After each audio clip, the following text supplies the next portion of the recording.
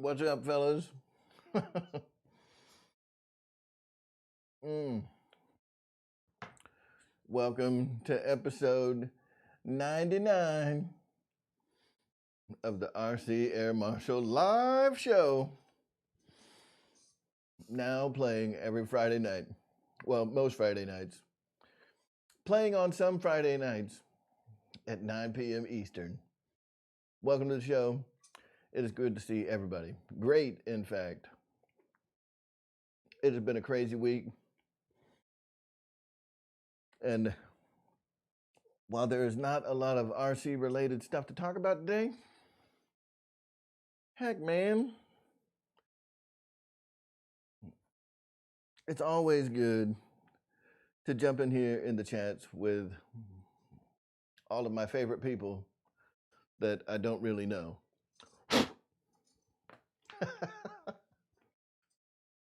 But you guys have all become a bit of an extended family. So I appreciate you.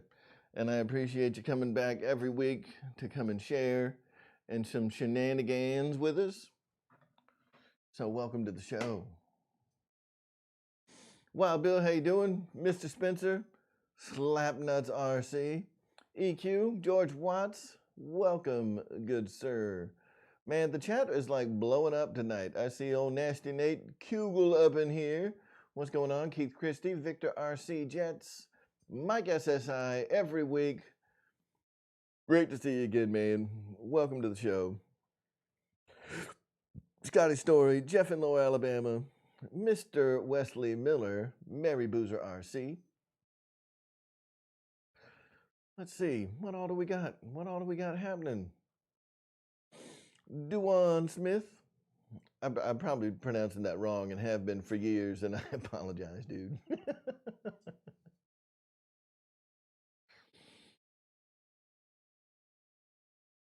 Awesome. So, welcome to the show, guys. Guy Hurst Guybo. Maybe. Welcome to the show. If you haven't been here before, welcome. I appreciate you coming and hanging out with us. Oh, you know what? I can't make people moderators tonight, dude. Sorry. But if you come back next week, we'll get you that wrench. So how's everybody doing tonight, man? Let's talk. Give me some topics. I kind of came into the chat this evening, you know, firing up a live show with nothing really to talk about. Because all I've been doing lately is work, which is, you know, not really all that fun. It's definitely not RC related, not even a little bit. I guess we do some remote stuff, but it's not the kind of remote that you guys would be interested in.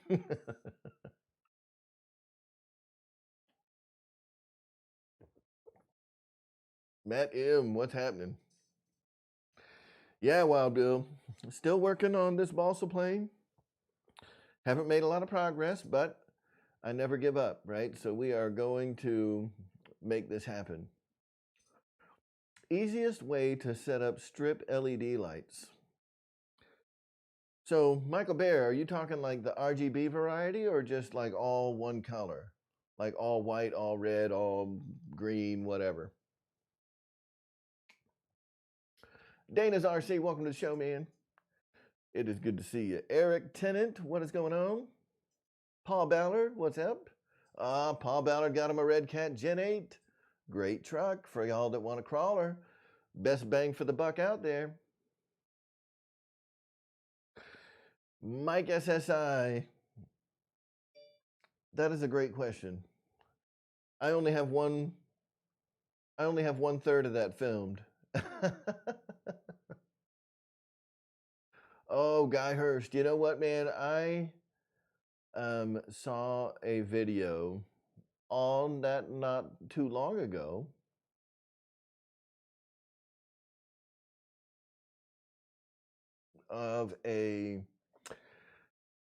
It was a Corsair with a big giant Moki radial, and it sounded amazing. One of the best sounding RC planes I have ever heard, period. This was a giant scale plane. It had to have been about a 1/3 scale. This thing was amazing, huge. And that thing just sounded awesome. Just awesome. You know, the motor alone probably cost more than every plane I own put together. David Snyder, good to see you, man. RC Roland, what is up? Just Custom RC, man. Yeah, I think we're getting ready for it here too. I think on Sunday we're supposed to get some ice and snow and other miscellaneous cold weather precipitation. I don't really want it. It can stay. You know, wherever it is now, it can just stay there and just not come to Georgia. Yeah, right, so dude. It's not even Wednesday night, man. You got to save that shit for later.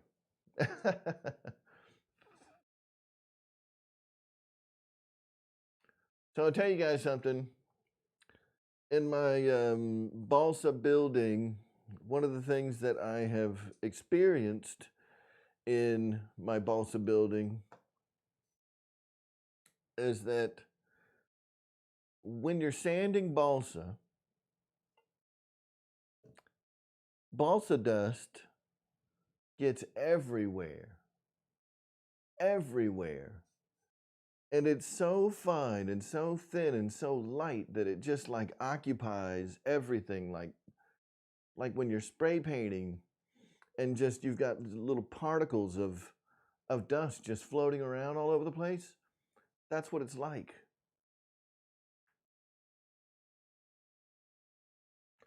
You know, George, that's funny. I need to get something like that, Wild Bill. I need to get like something to clean this area just to get the dust out of here because, man, the balsa dust is just everywhere. It's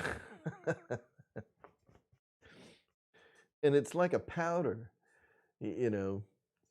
Yeah, I probably have like half of my lungs is balsa dust, which, you know, is better than half my mouth being full of balls. So I'll take the good with the bad, right?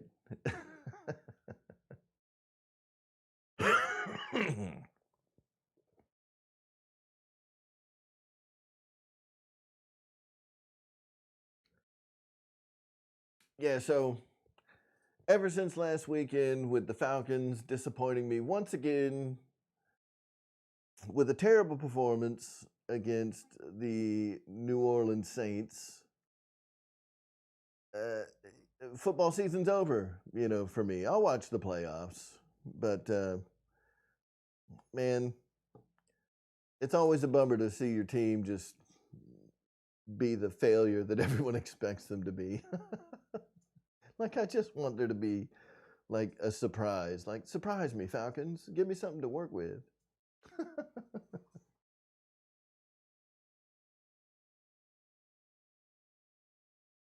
Yeah, Nate, this doesn't count.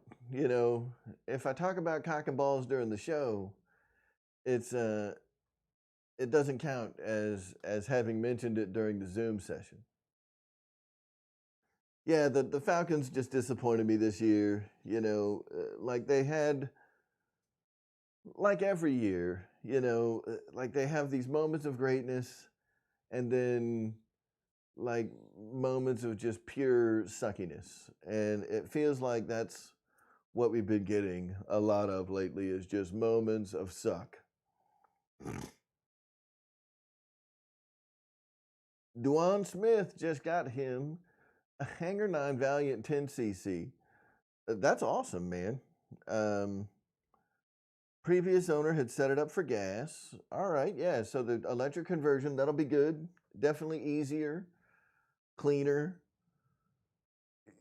easier to maintain, all the things. You know, electric is definitely the way to go unless you just want a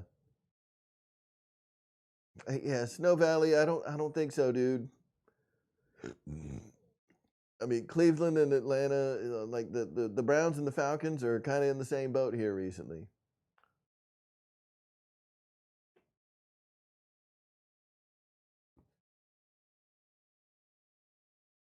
Now I tell you, one of the teams that I don't hate them, but I don't necessarily. I'm not like a Cowboys fan, but I'm not a Cowboys hater either. And I really like what what Dan Quinn has done over with the Cowboys. And sorry, guys, I know that this is an airplane show, and we'll get back to that. But we're on the topic of football, man. So I love what Dan Quinn has done with the defense at Dallas. I love to see him being successful over there because he was such an awesome defensive coordinator at every place that he's been. So to see him be successful over there is nice. Because I just don't know that he's one of those guys that he's awesome, just not maybe as a head coach. So I hope that he stays at Dallas, and he just stays there, and he's the defensive coordinator for the rest of his career because that's where he's going to shine. I don't know that he's going to be successful as a head coach at round 2. He might be great as a college coach, but I don't know that he is going to be successful in another NFL head coaching job. So I think he should just stay in Dallas and just whoop that ass as a defensive coordinator forever. Dude, Dallas doesn't suck this year, man. They're doing all right because of Dan Quinn bringing a little bit of that Legion of Boom action down to Dallas. And it'll be fun to see Dan Quinn and as the defensive coordinator go up against the 49ers with Kyle Shanahan, because Kyle Shanahan, for anybody that watches the Falcons, is the reason that the Falcons lost the Super Bowl to the fucking Patriots. Kyle Shanahan just blew call after call in the fourth quarter of that game and did so much crap to just give the ball back to the Patriots instead of running the football, instead of, using clock management, set up opportunities for the Falcons to lose the ball, and just blew it. So, not a huge fan of Kyle Shanahan. He can go suck it. So I hope that the Dallas Cowboys just whoop the tar out of the 49ers. And not because I don't like the 49ers. It's because I don't like Kyle Shanahan. If they get a new head coach, I'll like the 49ers again.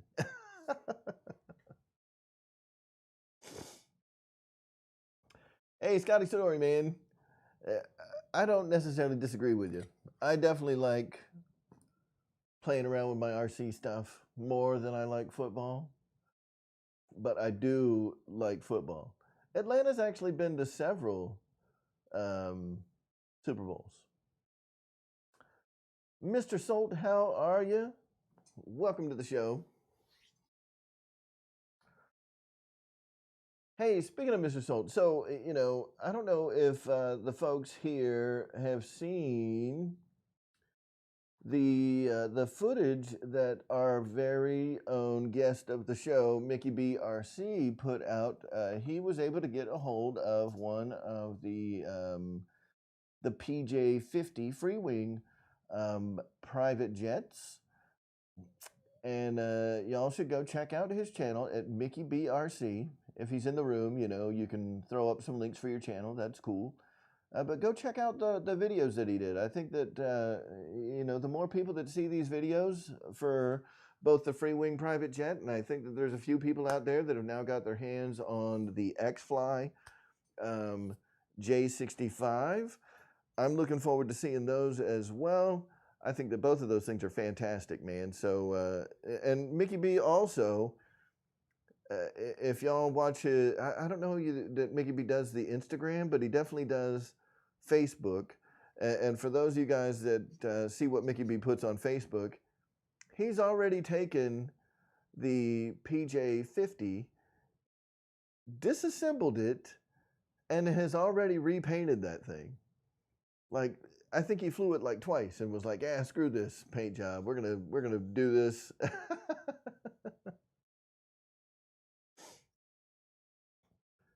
Yep, we're gonna do it completely different. So, someone had mentioned that it is hard to hear me. Let's, I don't want to turn it up too much because I don't want there to get a lot of distortion. How's that? Is that better? Hopefully that's better.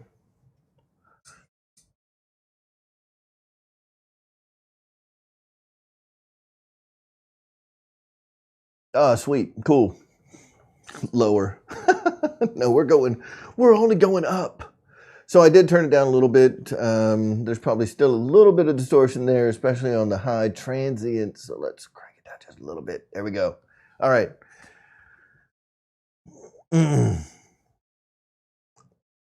Yeah. I mean, and I don't doubt that, Mr. Solt. So yeah, I think that it was a good play by Freewing to kind of leave it more white than any other color, because there's going to be a lot of people that are going to be repainting those planes, and there's honestly a ton of cool schemes to do on, those Gulfstream style jets that I think we're going to see a lot of custom schemes.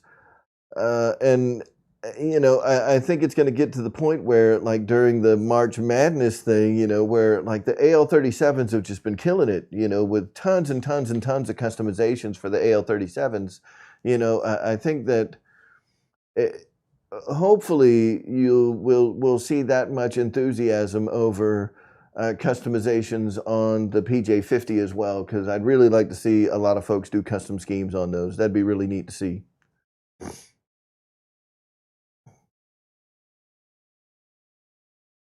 But yeah, just me personally, I think that Jeff, it's coming. So I think that,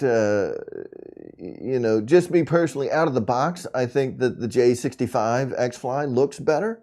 It does have a better out of the box kind of paint scheme. But again, I think that even that one is going to have a lot of figs customizing that one as well. So I am looking forward to seeing what everybody does with them, because I do love a custom paint job. F you, Kenny. How you doing, man? Boss223, welcome to the show. Hey, David Snyder, throwing up the link for rcairmarshal.com. And it's as good a time as any to mention that if you're looking to buy an airplane from our friends at BitGo Hobby or our friends at Horizon Hobby, that you can go to rcairmarshal.com and click either one of those links. Click the Horizon link or click the BitGo Hobby link. And any purchase that you make when you click those links offers a small commission back to the channel at zero additional cost to you. And I absolutely appreciate it when you guys use those. So thank you for your consideration. I would appreciate it. It does help out the channel a little bit, and makes it where we can continue to make these shows and continue to do fancy stuff with balls and RC airplane tricks and things like that. So I do have like some stuff that I need to buy for this, and a lot of that kind of stuff comes from the support that you guys give through using those affiliate links. It's awesome. Thank you so much for using those.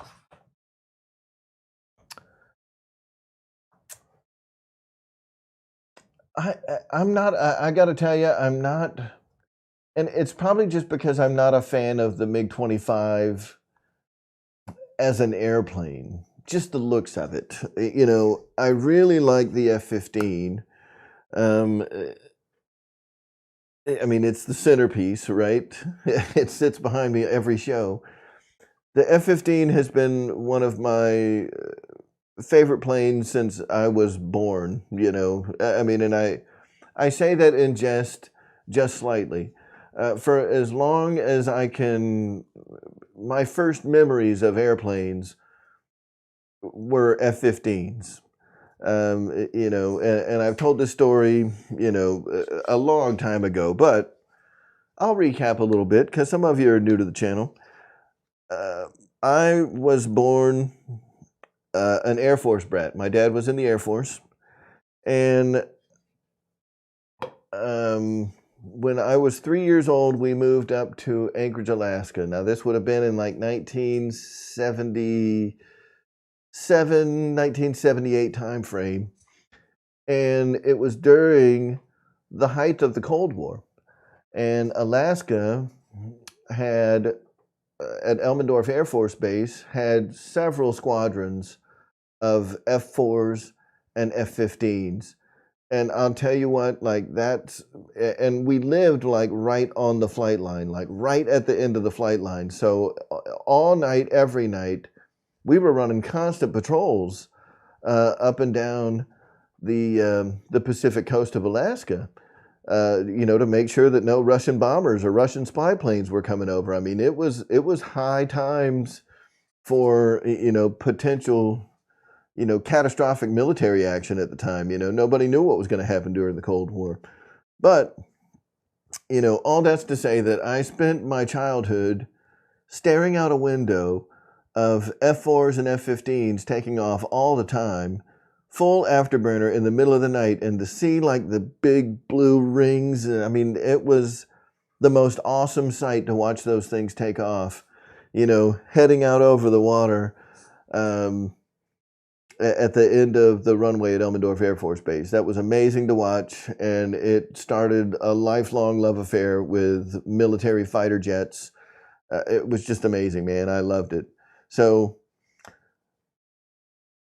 yeah, that thing was just awesome. It was awesome watching that. So I've always been, the F-15 has always been a near and dear airplane to me, and I've always thought that it was just one of the greatest things on the planet to watch. And the MiG-25, and I know that like the MiG-29, I think, was probably more of Russia's answer to the F-15 than the MiG-25 was. I think the MiG-25 is more of a third-gen type of fighter, so it's very boxy. It's very Spartan.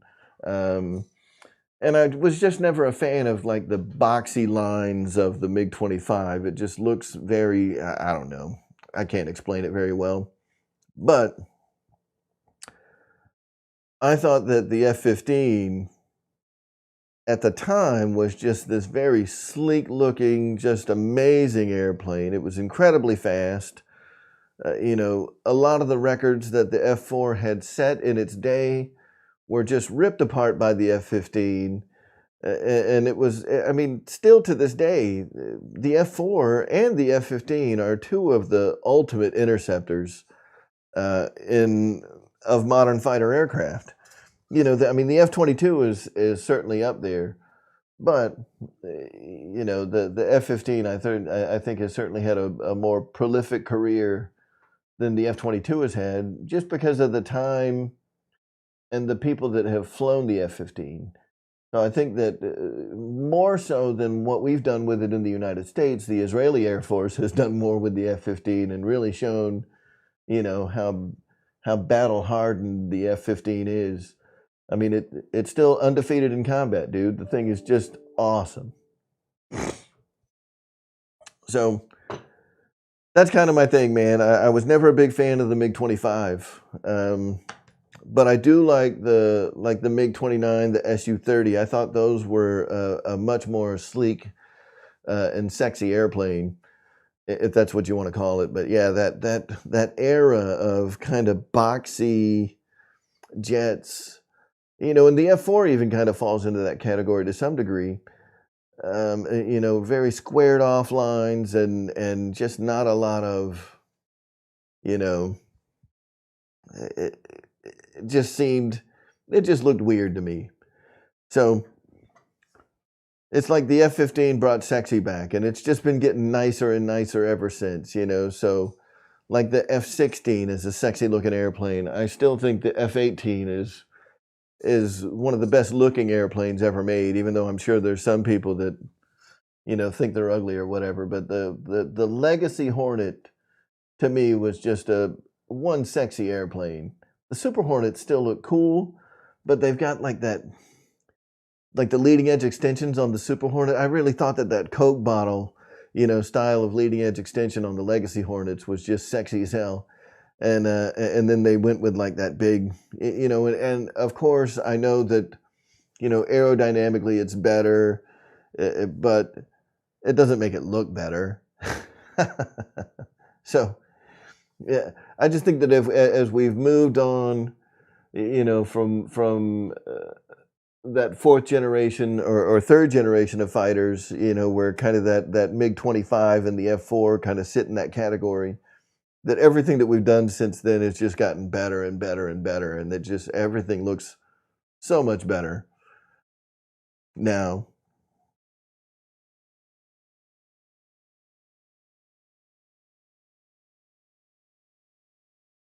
So at Eagle, Colorado yesterday, and some dude made a full afterburner pass in an F-16.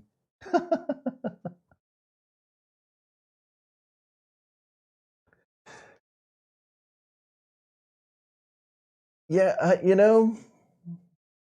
no, man, we'll talk about I mean, listen, we talk about airplanes. Yeah, Scotty Story. Listen, I mean, I was a huge fan of the F-14 too. The F-14 is an awesome plane, but it's just huge.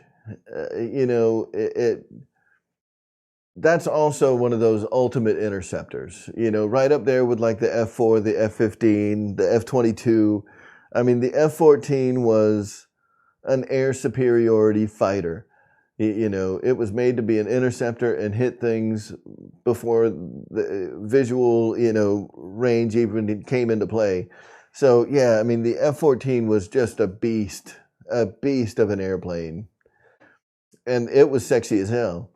I love the F-14. I thought it looked great, but I did always find the F-15 was it appealed to my taste a little more than the F-14 did. But there's obvious things with the F-14 that make it just awesome. I mean, I wish there was more swept wing geometry airplanes out there, but I mean, why aren't there? Is it because the variable geometry wings are just very hard and to design and create a lot of maintenance nightmares? I don't know. I don't know why there's not a lot more variable geometry stuff out there. I think the only active plane that we have in the U.S. portfolio of jets right now that's a variable geometry wing is the B-1, the Bone. So is that right? Is the B-1 the only plane that we have left in the U.S. arsenal that's a variable geometry sweep wing style of plane? Because I know there's some in the European theater. I think we're still doing like Tornadoes in the European theater that are swept wing. But I don't think that we have any other swept wing planes. Yeah, the F-111's gone.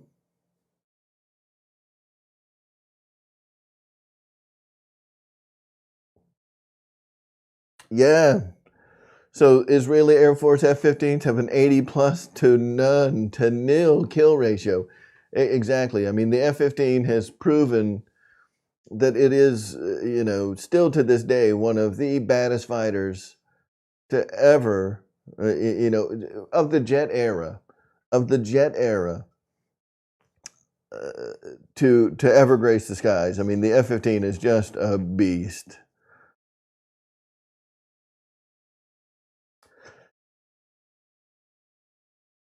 Oh, that's awesome, man. Yeah, I bet that would have been just awesome to work on the B-1s. Or, this could be one of those disappointing stories where we find out that, like, as much as everybody loves the Bone, wouldn't that be disappointing to find out that it's like a piece of crap?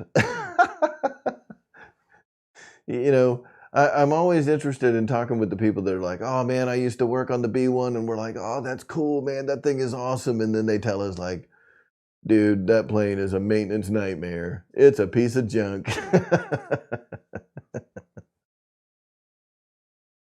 Like, that would be so disappointing.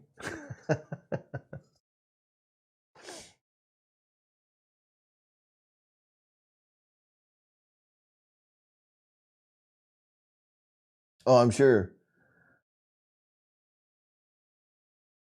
You know, that's like our submarines, man. You know, like, do we have the greatest submarines in the world in the United States? You bet we do. But those things are a maintenance nightmare, man. There is so many moving parts inside a submarine, it is unreal. So, you know, when we get down to like fixing them or what, I mean, God, they are a maintenance nightmare. But when everything is working, whoo, watch out. That's some of the the baddest machinery. That's one of the baddest weapons of war that's ever been created. The U.S. submarine. It's just nothing compares to one of those things. They are amazing.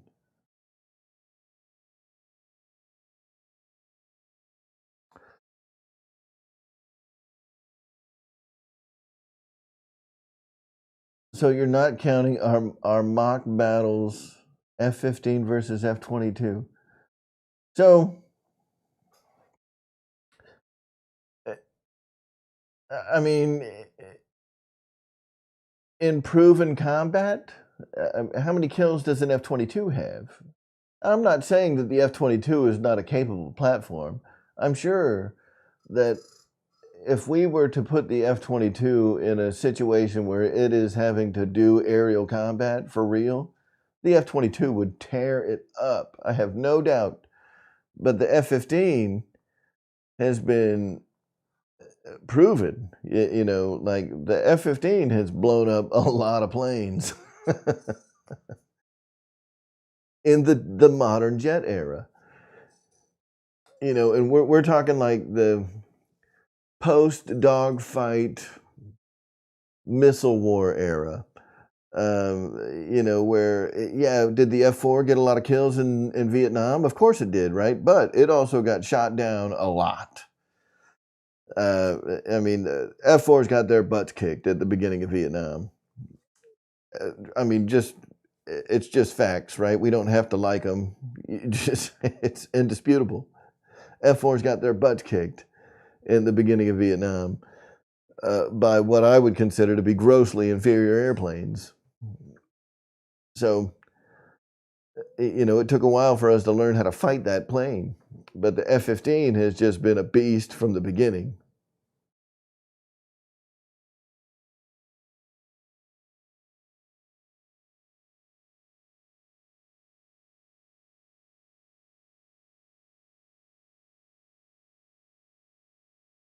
Yeah, yeah. So Kansas, I mean, isn't there a big no, there's a B2 base there near Kansas, isn't there? Somewhere around Kansas City, there's a big base there that has a bunch of B2s. I don't know. You guys will have to enlighten me. I'm not 100% familiar with like where all of our cool planes like B2s live. I think like Beale Air Force Base, we have B2s and I think that's where all the U2s are also, is at Beale Air Force Base. There's a lot of like super top secret squirrel stuff going on there. I did get to see a lot of B1s in action. You know, the times that I spent in Guam, I can't remember the name of the Air Force base in Guam, but you know, I've spent months in Guam, and there was a lot of B1s. Well, B1s and B-52s. So a lot of B-52s, but there was a fair amount of B1s flying out of Guam as well. So that was pretty cool.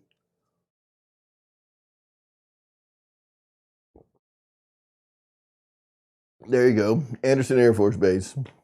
That is correct. So yeah, a lot of bomber action.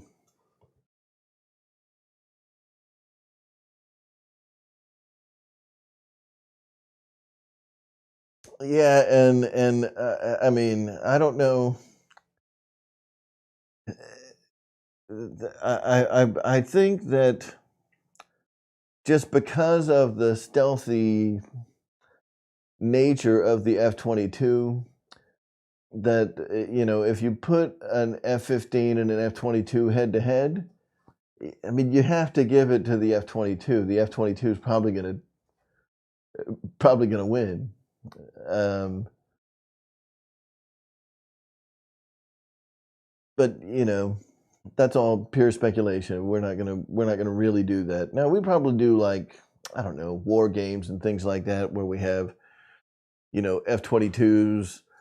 But I mean, whenever we put up the F-22, we're typically not putting, when we do like adversary stuff, and you guys are aware that we have like adversary squadrons, but the adversary squadrons are usually like the bottom rung of like the last planes in the fleet of a particular variety.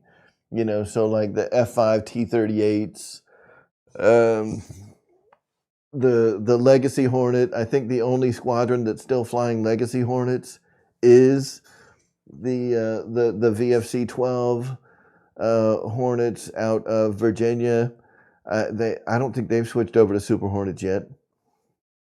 So none of them are fleet planes anymore, but we still have some that are being used as adversary planes. In fact, I think that VFC-12 only in the last few years moved from the F-18A plus to the F-18C. So I don't think they're getting Super Hornets anytime soon. The Blue Angels just got them, but some of these adversary squadrons that are reserve units,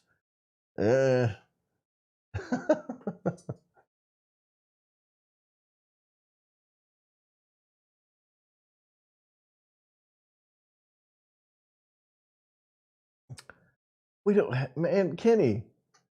I have other things to do. I have so many channels to watch that I don't just watch YouTube. But I love YouTube. I watch a lot of, most of the best, like World War II, like the Warbird documentaries and things like that I've seen, have all come from YouTube. In fact, most of the airplane stuff that I have seen, like the best airplane documentaries and shows that I've seen, have been things that I've watched on YouTube. So, I'll give it that. You know what I hate, and this will be a fun topic to kind of throw out there. I really enjoy like documentaries on specific airplanes or even groups of airplanes. But I'll tell you, one of the things that I absolutely can't stand, like it is the pet peeve of YouTube, and I want to see if other folks agree. How many of you guys just absolutely despise, you're going through, everything on YouTube, you do a search and you start watching videos or whatever, and then you get to this one that's like, man, that video looks awesome, and then you click on it and it's narrated by like some voiceover, like text to speech, like the U.S. military F-22 Eagle. It's very, like, you can tell that it's some text-to-speech generated voice, like military aviation channel. Subscribe to the military aviation channel for more videos like this one. And it's like, oh my God, dude, just get a dude that will read. That's all you need to do. Like, turn that bullshit off and just get somebody, like, I don't care what it takes, but hire James Earl Jones to voice over that shit. Man, I hate that freaking robot crap. Like, God. But I want to see the video. But a lot of those like clickbaity videos, man, you get on there and you watch it, and it's like a 6-second loop of, the airplane doing something cool. And they might have, 3 or 4 clips of the airplane doing something, and then they just play those 3 or 4 clips of the airplane doing something over and over and over and over again during the 10 minutes that some jackass computer is talking. Like, I can't stand that crap, dude. That is my biggest pet peeve of all of YouTube and all of aviation. Those dudes suck.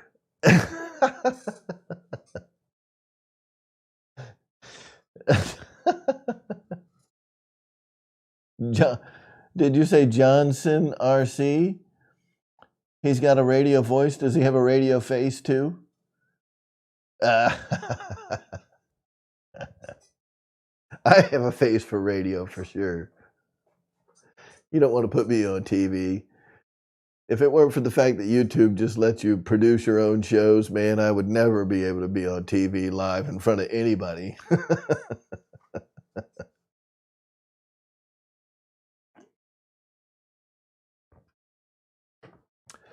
Yeah, so Wild Bill, that's what I enjoy about him too, man. I love, kind of hearing the history because, I mean, listen, aviation is one of those things where I don't care,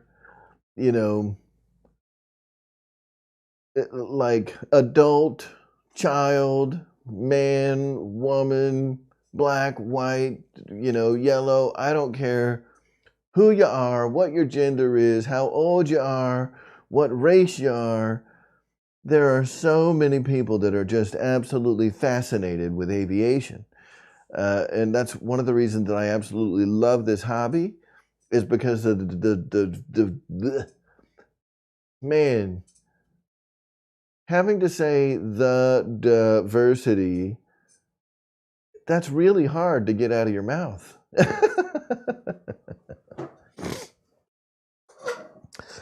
Yeah, so the dogfights stories, those were awesome to watch. There was another one, I don't know if it was the History Channel. I think it is History Channel stuff, but there's several series that they put out that were just awesome to watch. That were all, some of them were like centered around specific airplanes of World War II. I love watching the stories about the warbirds, man. And we say it all the time, right? At least here in the United States. I don't know that this sentiment is shared in the rest of the world, but we often refer to our veterans that served in World War II as our greatest generation. And when you look at just the difference between how those guys had to fight their airplanes, the kinds of things that they had to deal with, the conditions, I mean, good night. Like, they were some of the most, you talk about like people in the military being heroes and whatnot. And listen, I'm a veteran. I served for a long time. Like 21 years I was messing around with submarines. But I don't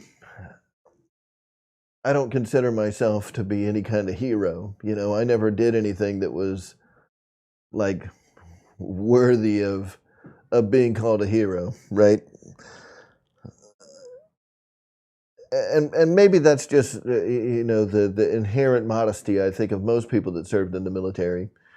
But man, there were some pilots during World War II that, like, those guys, like the pilots in the air were getting that was every bit as dangerous as the guys that were on the ground, fighting in the storm in the beaches in Normandy. I mean, hell, I don't know if I'd have rather been on the ground or up in the air.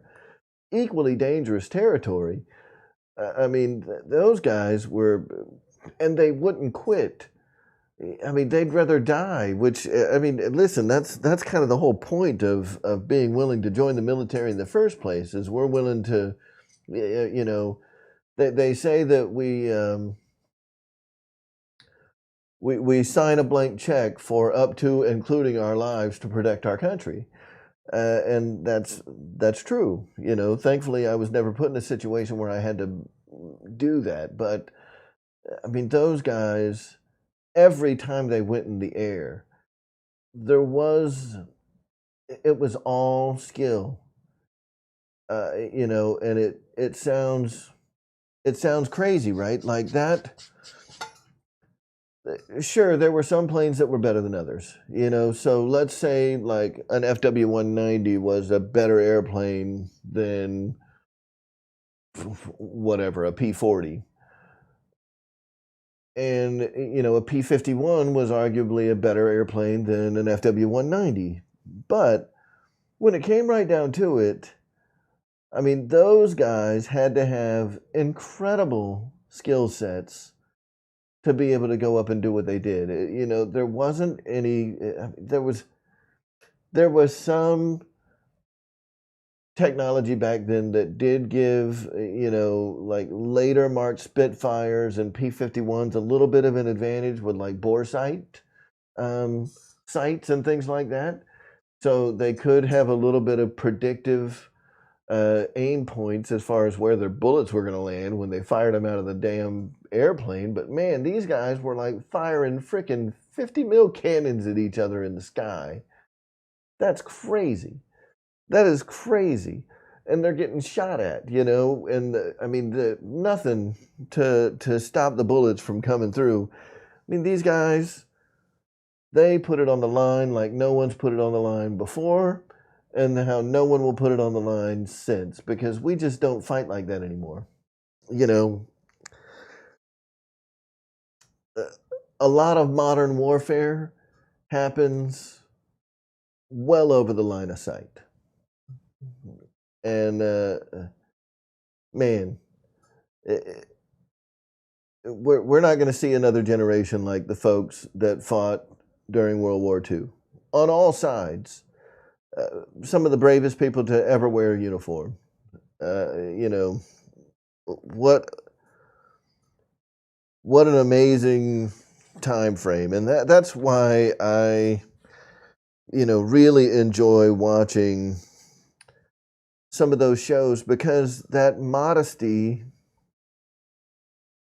of I'm not a hero type of thing, you hear that from those pilots. You know, like some of the pilots that were flying Spitfires, P-51s, P-47s, you know, they'll be like, oh man, the Spitfire was a beautiful airplane. It was a pleasure, you know, to fly it. And, you know, like these guys that fought in some of the most hellacious air battles known to man, hundreds of planes in the sky shooting each other, just phenomenal stories of just these incredible dogfights. And these guys were like, oh, you know, I was just doing my job, shooting down one at a time until we got them all. Like, oh my God.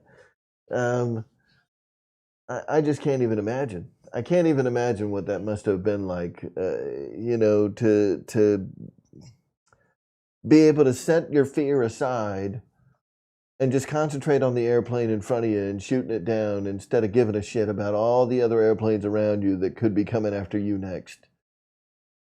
Crazy. Crazy. So, insane amounts of respect for all the pilots, you know, that flew these incredible warbirds during World War II,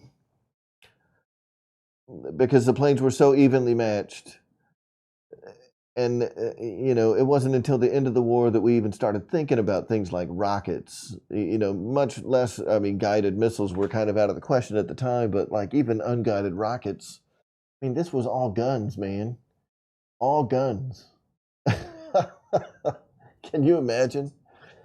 Like having to line somebody up in front of you and just fire at them. Like, oh my God.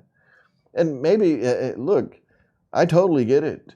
How the guys that were in the seats probably didn't think that much of it. You know, and I'll say the same thing. Like when I was on submarines, I mean, I luckily I never had to go up head to head against another submarine because that would have just been terrifying. But you know, I've launched. Unfortunately, you know, I mean, it's not something I'm proud of, but I've launched a lot of ordnance into theater. You know, into enemy territory. No idea where that ordnance landed, but I've launched a lot of missiles, and you know, it just is what it is, man. And we were just doing our jobs. I don't know where the stuff was going. I don't know what happened after it fired away, but that's what I'm saying. Like most modern warfare is is done over the horizon now. So it just kind of is what it is, man. Yeah, yeah, yeah. Wild Bill, that would have been cool to have him in here because I know that he's a big buff of this kind of stuff as well.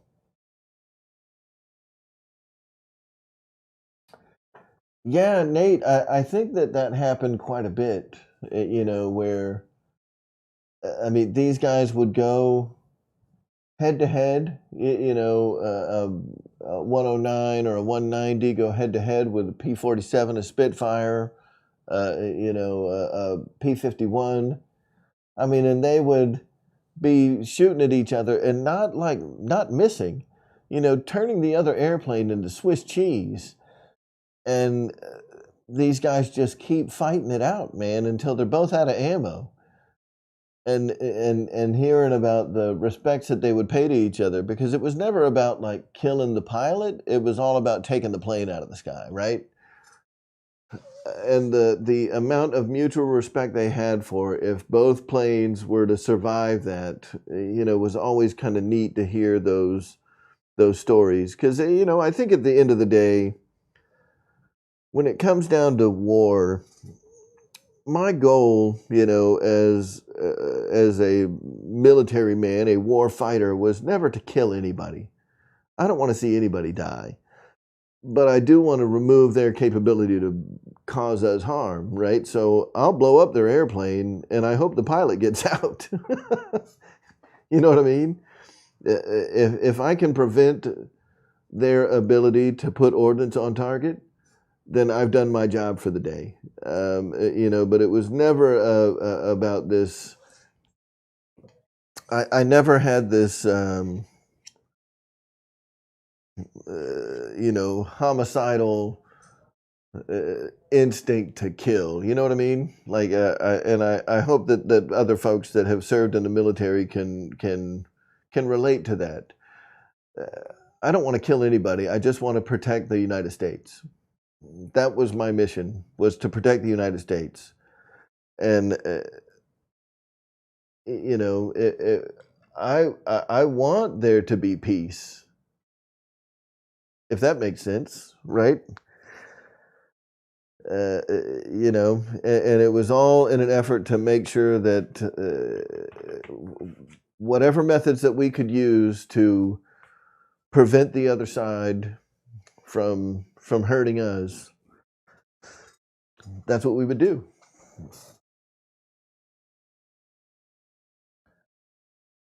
All right. On YouTube, you should listen to Looking Back Production interviews of B-17 crews. Yeah, man.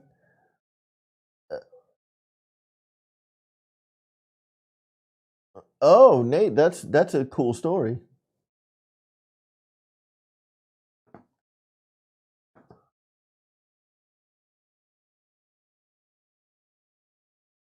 You know, Snow Valley, I've wanted to watch that. And I just, you know, I work all day and then I get super tired, you know, at night and I'll just fall asleep. If I try to sit down and watch anything on TV or sit down and read a book, and it could be the most entertaining thing I've ever seen in my life. It could be the best book that I've ever read. But excuse me, I just can't sit still for that long, which is why, you know, anybody that's ever talked to me on the phone or they've seen me on Zoom or whatever, I mean, man, I can't do it. I gotta I gotta stay up and keep moving. You know, if I sit down for too long, I'm out. I'm gone. I'm like the most narcoleptic bastard you ever seen.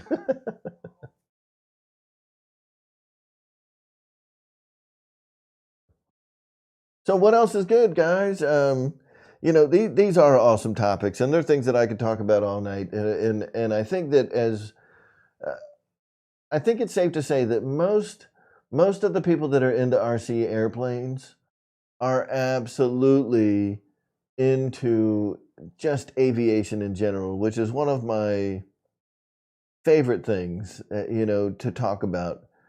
Airplanes, the love of flight in general, just the fascination of being able to, you know, to continue the dream that the Wright brothers had, you know, 100 years ago or more. You know, now shit, it's it's been a while back. I think that that's a fascinating topic for everybody that's into RC. So it doesn't seem like that too much, like too big of a deviation of topics to sit here and kind of chat about just, you know, World War II warbirds and, you know, all the different, the greatest generation of fighter jets. I just love it, man. I love the topic. I love space flight. I think that everything that we've done with aviation since day one has just been phenomenal, and how much it has advanced over such a short time frame. You know, when we look at things like modern aviation, and the parallel that I will make is modern aviation and modern computing. You know, if you look back at like the first real um, microprocessors. We're only talking like, I mean, how long ago are we talking that we were still running computers off of tubes? You know, the 1950s, 1960s, we were still running computers off of tubes. We really didn't get into like silicone-based computing until, you know, the 70s. Especially when we're talking like the CPUs, and we're talking like 4-bit and 8-bit CPUs back then. So they were very archaic, and you know, just the tremendous uh, amount of progress that we have made over the last 60 years in computing, I think is a really good parallel to what we've done with aviation over, you know, that 118 years since the first flight of the Wright brothers till, you know, what we're doing now. You know, and not just with our jets. You know, like the F-22 is phenomenal, and you know, I'm sure that we're working on even more advanced stuff that nobody can tell us about yet. But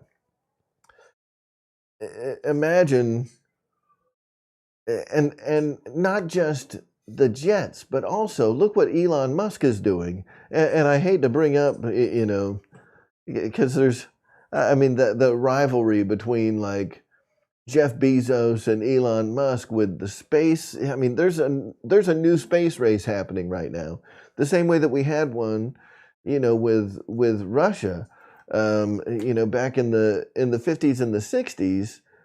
That space race is happening again, and it's mega exciting. But instead of happening between countries, it's happening between these multi-billionaires, and it's just awesome, you know, to see stuff like that going on, man. Like that is two pioneers of engineering, you know, that are making magic happen. You know, who'd have ever thought back in 1960 when we fought, you know, when we launched like the first, you know, Atlas rockets, or, you know, when we were first doing that, I don't think that any of us could have imagined that one day we would have a Falcon Heavy rocket that we could launch and land upright back on a boat. Get out of here. I mean, what the guy's doing is amazing. You know, so I'm always fascinated with everything aviation. Once it leaves Earth, I'm interested in it. You know, hot air balloons, helicopters, warbirds, drones. I still am fascinated with those. I think that that's an awesome technology. Uh, man, all of it. I love it all. So, and like I was saying, I think that everybody that's an RC enthusiast can relate to that in some way. That aviation is one of those things that can bring out the child in every adult. You know what I mean?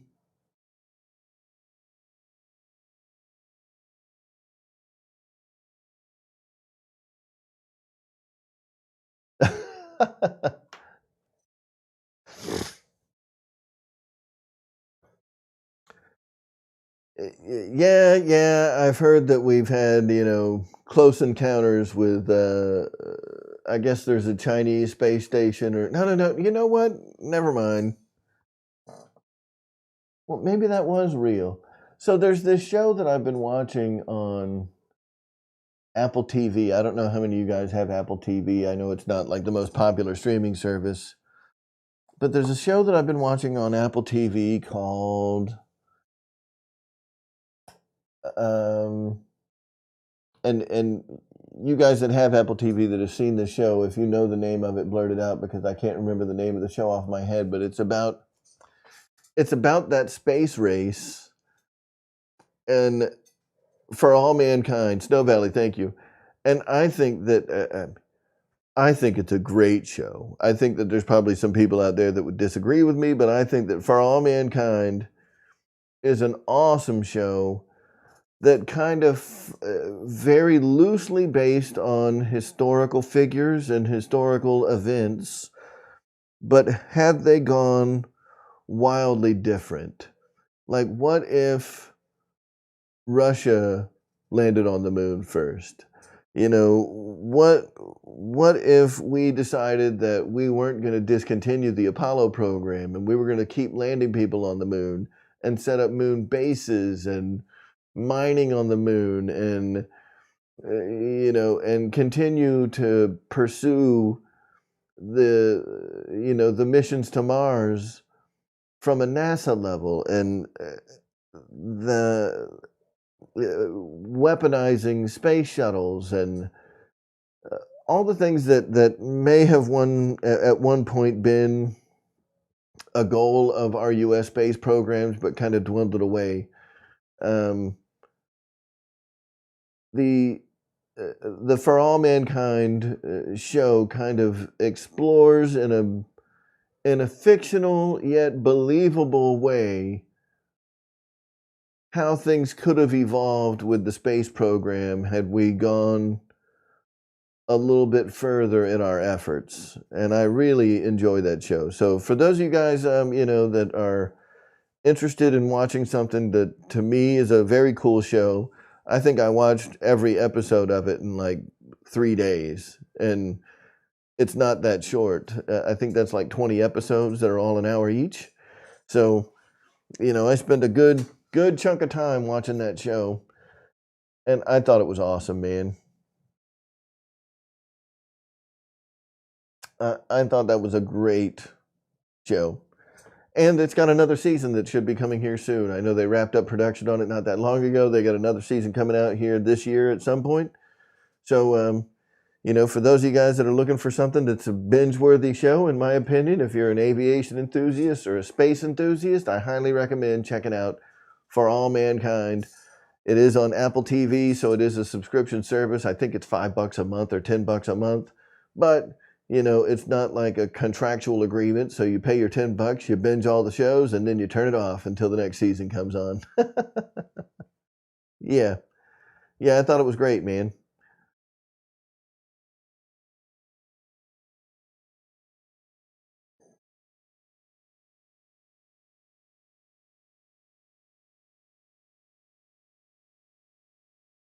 Yeah, Snow Valley. I'm kind of in the middle of watching Ted Lasso right now. And I gotta say, that's this is gonna sound a little bit corny, But Ted Lasso, for those of you guys that haven't seen it, you know, I won't, sit here and tell you what it's all about or whatever, because it's not a show that's really for everybody. But I love that show. That to me is one of the best shows ever made. And that sounds super corny, right? But there's so much good coming out of that show. It's infectious almost. Like, you don't know what to expect going in. It seems like a corny premise, but the more you watch it, the more, especially at a time when the world is such a shit pile. I know this sounds really cheesy. I told you it was gonna. At a time when the world is such a shit pile, Ted Lasso is exactly what I need in my life. Gay, right? I don't care. Suck it.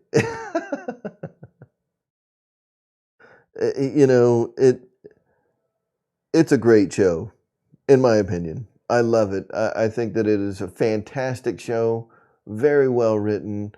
That in that role, where you've got this guy who's just so out of place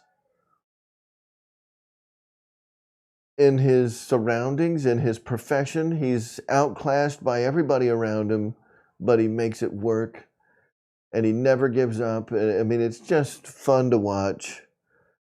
I've enjoyed every minute of Ted Lasso. I think that's a great show, man. Great. I get a little bit of sentimental about it, right? I get a little choked up. Like, I love that show. I think it's awesome. And again, Apple TV, if you pick it up for a month, and the only reason that you get Apple TV for that month is to watch For All Mankind, you're going to be able to watch For All Mankind in the first week, but you still have Apple TV the whole month. Watch Ted Lasso also. You'll love it. It's really a cool, just a great show, man. It's the feel-good story that we need when the world is such a fucking shitty place right now. So watch it if you want to. If you want something to feel good about, Ted Lasso is the show you need to watch.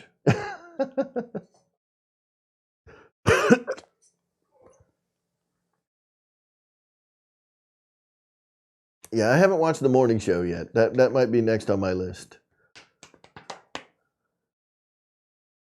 But listen, it's all worth saying. Like, Apple TV is a good service if you want to, turn off Netflix and Hulu for a while and try something new with original programming that's actually well produced and in English, like in its native format. It's in English. Apple TV's got some really good shows, so check them out.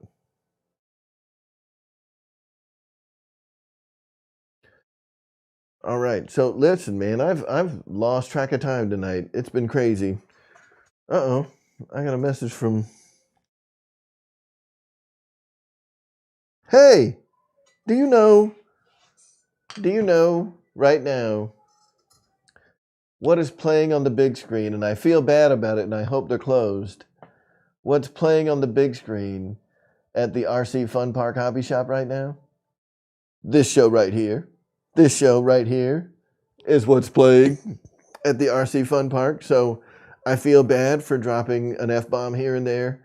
And if it's more people than just Ryan and Bobby watching, I apologize for having a potty mouth every now and then. Sorry, folks. I should have looked at that picture a while ago. He sent me that a while ago. But here's what I want to say. I have had a lot of fun with this show tonight. Even though we didn't really talk about RC all that much. It's been a lot of great topics, man. And it's been one of the this has probably been like one of my personal, one of those shows that I'll be able to look back on and be like, man, that was a good one. You know what I mean? Like I think we did a good job tonight. So I want to thank all you guys for coming out tonight and being able to witness one of the good ones, man. I think this was a good show. So Ken Bird, there was a new release out today, but it's not what you were thinking. So I do want to talk aviation for just a little bit, and a new release from Horizon that came out today that I think that people that like small helicopters, if you like small helicopters like this little guy right here, this is the K-130, which is a little, kind of toy grade, helicopter from, who makes this one? WL Toys, something like that. Anyway, if you like these little micro helicopters, Blade released the Blade 180S today, which in my opinion is one of the most advanced micro helicopters that I've personally ever seen.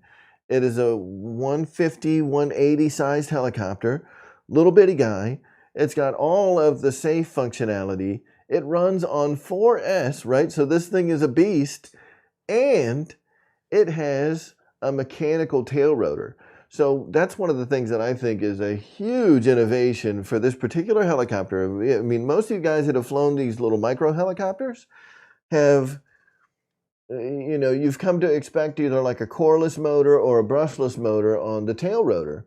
And the reason that to me is not my favorite, especially in these smaller scale helicopters, is in the event that I lose my battery, say, not necessarily that the battery gets knocked out, right? But I lose enough power where I no longer have enough power to run the main motor, which means that my ESC is probably going to shut down, but I still have BEC power, so I'm still able to operate the servos that control the collective and pitch of the rotor, of the main rotor, and of the rear rotor as well. If you're, flying an airplane that has adjustable pitch rear rotor.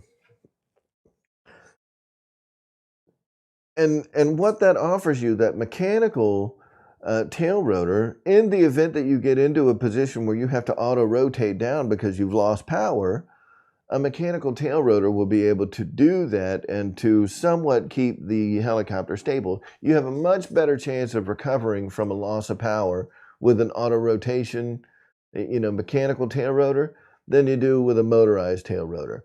So the ones that have like the coreless tail rotor or the brushless tail rotor, you lose power to the motor, you're done. That motor stops, which means that your helicopter is going to go woo, woo, woo, woo, woo, woo, woo, and it's just going to explode, right? So to have a little 180 sized helicopter, a micro helicopter for all intents and purposes, this thing is going to be small, that has a mechanical tail rotor. It has adjustable pitch, it's a full collective pitch helicopter. I mean, this thing is awesome. Running on 4S power. I want to say it's a direct drive brushless system, but I could be wrong on that. It may have a geared system down there.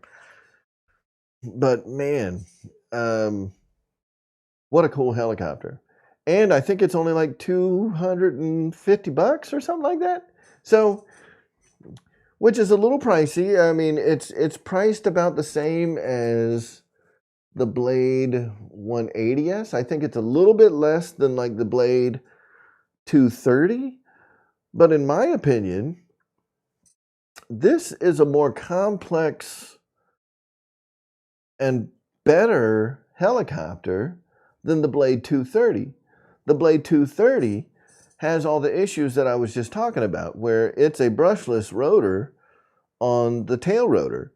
So by varying the speed of the motor is how they're able to control the yaw of the helicopter with that rotor style, rather than adjusting the pitch of the blades at a constant RPM that's 2-to-1 to the main rotor, right? So having that mechanical shaft and a mechanical tail rotor is a really cool thing that Blade has done with the 180S. And if you dig micro helicopters, go check it out. And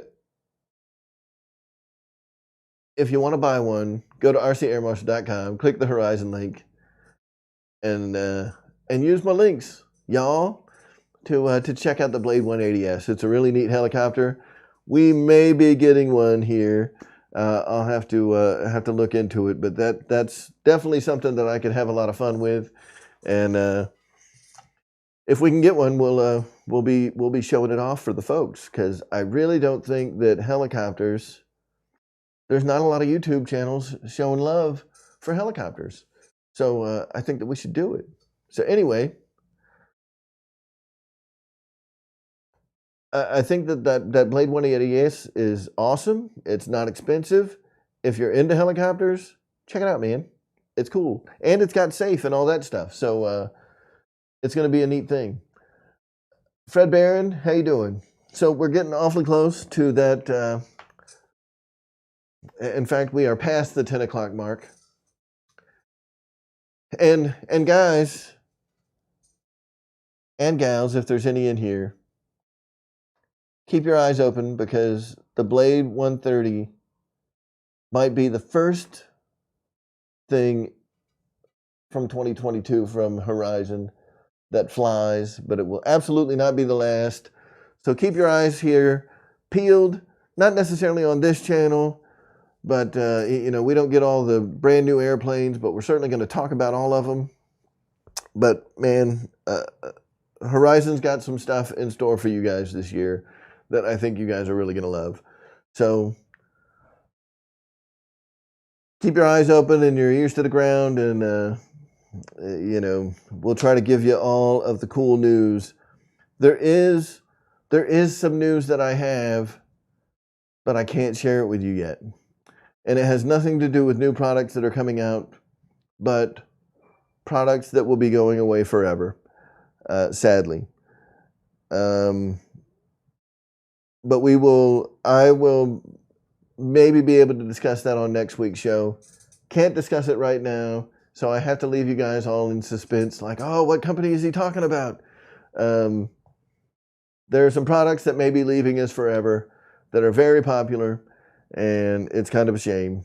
But it is what it is, right? And we have to move on and find something new. So let me,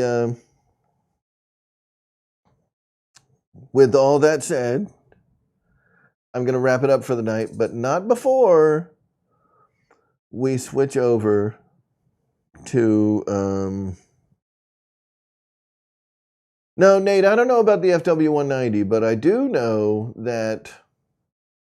I don't know for sure, right? But I don't think the SU-30 is ever going to be seen again once the AR-636 runs its course through the SU-30. I think that guy's a goner, unfortunately. So if you want an SU-30, now's the time to buy one. I can't tell you if that's 100% solid, but my best intuition tells me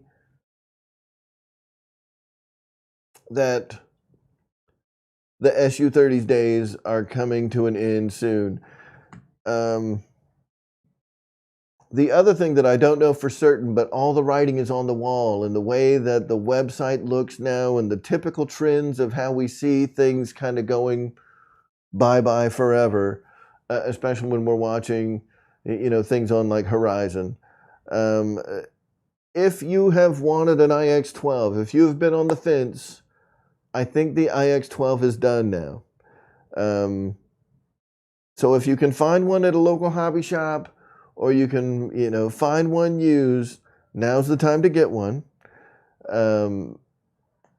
Because I think that it is, while it hasn't been officially discontinued, if you look at the writing on the wall and the way that Horizon has discontinued products in the past, first, instead of saying back order, it will say out of stock. And then it will say, it won't have anything, where all the other planes, or all the other products that are on back order will say, next shipment in March of 2022 or something like that. First, it'll say out of stock with no date, right? And it'll be like, well, are they ever coming back? You know, it's out of stock. Is it ever coming back? And then it will say out of stock, and this item is no longer available. That's the stage that we're at right now with the iX12 on Horizon's website. It is out of stock. This item is no longer available. And the next wave of that, of course, as most of you guys know that have been, you know, watching this stuff long enough, the next phase in that cycle is it's now discontinued. And I think that that's what it's coming to. I think that the iX12 is done.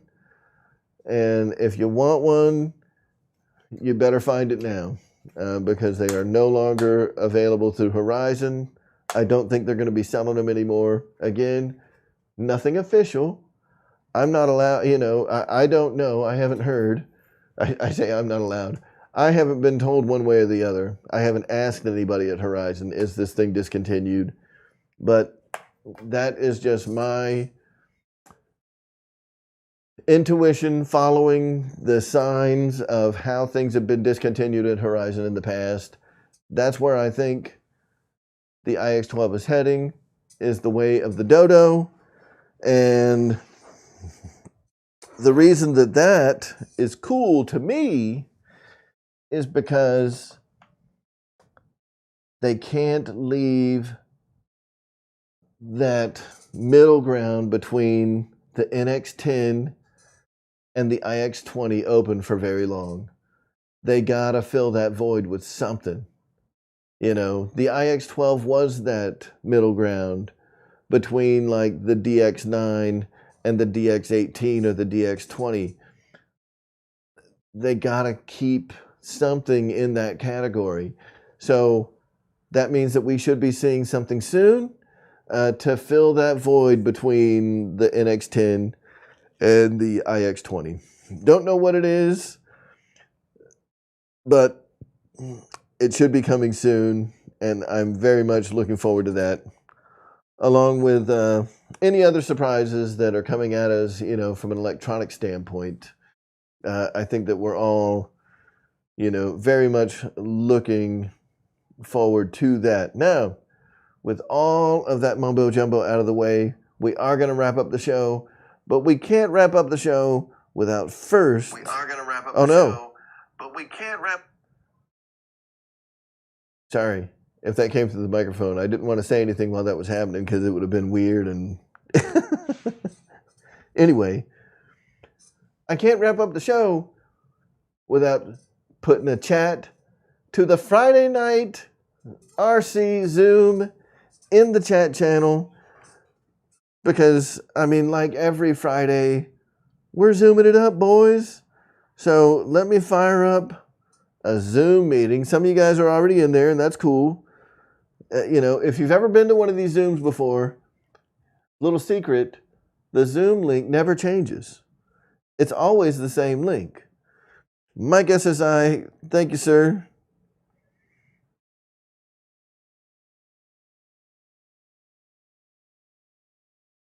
Invite.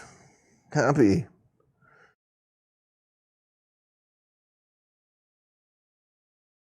Boom. So there is a chat or a link to the Zoom that I just put in the chat for you guys.